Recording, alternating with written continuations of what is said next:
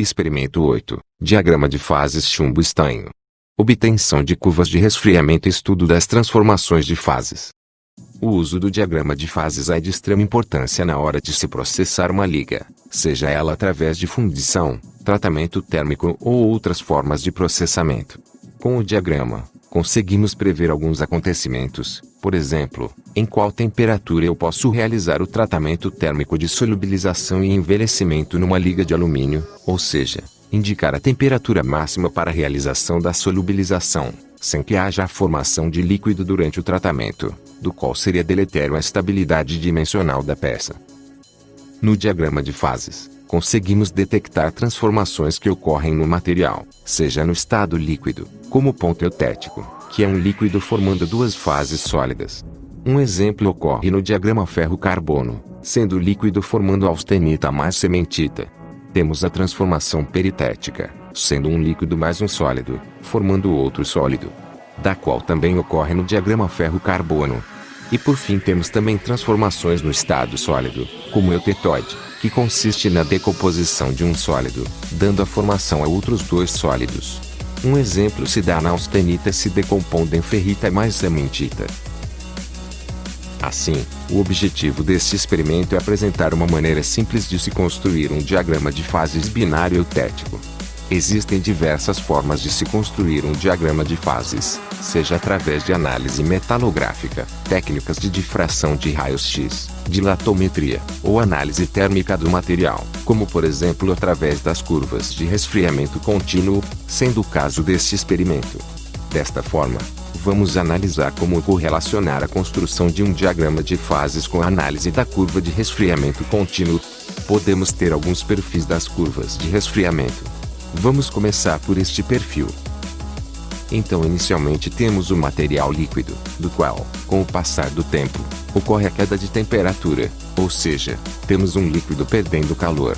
Temos então o início da formação de sólido, criando assim um patamar, ou seja, temos uma temperatura fixa em que todo o líquido se transformará em sólido. O fenômeno de recalescência nem sempre é visível na curva. Mas o que é recalescência? Recalescência consiste em um superresfriamento necessário para se vencer a barreira termodinâmica para a formação do primeiro sólido. Assim, após sua formação, teremos novamente um acréscimo da temperatura, decorrente da liberação do calor latente desse sólido que se formou. Este patamar de temperatura ocorre apenas para duas situações. Para um metal puro, ou seja, no caso 100% ao 100% B, como também no ponto eutético. Assim todo o material permanecerá nesta temperatura, ponto de fusão ou ponto eutético.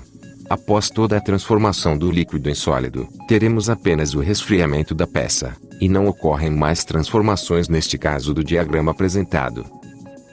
Com isto, temos este perfil de curva para as composições puras e a composição eutética. Outro perfil de curva da qual podemos obter é este apresentado. Nota-se que temos uma alteração na inclinação da curva no momento em que se toca a linha liquidus, iniciando-se assim a formação de sólido. Após isso, observa-se então que novamente altera-se a inclinação da curva, tornando-se parecida com o caso anterior, havendo um patamar de temperatura. Isto ocorre pois atingiu-se a temperatura solidus do material. Este intervalo de temperaturas entre a temperatura liquidus e a temperatura solidus chama-se intervalo de solidificação. Notem que através destas temperaturas liquidus, é possível determinar-se a composição química do material, de forma a se estimar a construção do diagrama de fases. Entretanto podemos esbarrar em uma situação onde temos duas composições químicas com a mesma temperatura liquidus. Com isto, se é necessário a análise da microestrutura do material, visto que em uma composição hipoeutética, composição inferior ao ponto eutético, teremos uma microestrutura composta por grãos hipoeutéticos da fase alfa, ou seja, grãos alfa primários, mais a presença do eutético. Já para a composição hipereutética, composição acima do ponto eutético, teremos uma microestrutura composta de grãos hipereutéticos da fase beta, ou seja, grãos beta primários, com a presença do eutético. Assim o experimento 8 possui como objetivo a construção de um diagrama de fases do sistema chumbo-estanho, realizando a obtenção das curvas de resfriamento contínuo de 6 composições químicas. Assim, para a obtenção das curvas, se aqueceu cada uma das 6 composições acima da sua temperatura de fusão ou líquidos. Após isto, as amostras foram retiradas do forno, para assim ocorrer a sua solidificação.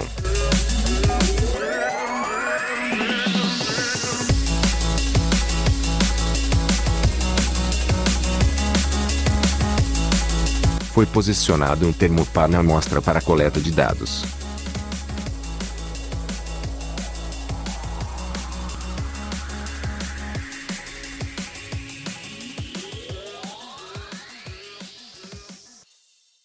Com isso, através do uso de um software se coletou os dados de temperatura versus tempo, da qual se está disponibilizado no Moodle, as 6 curvas obtidas.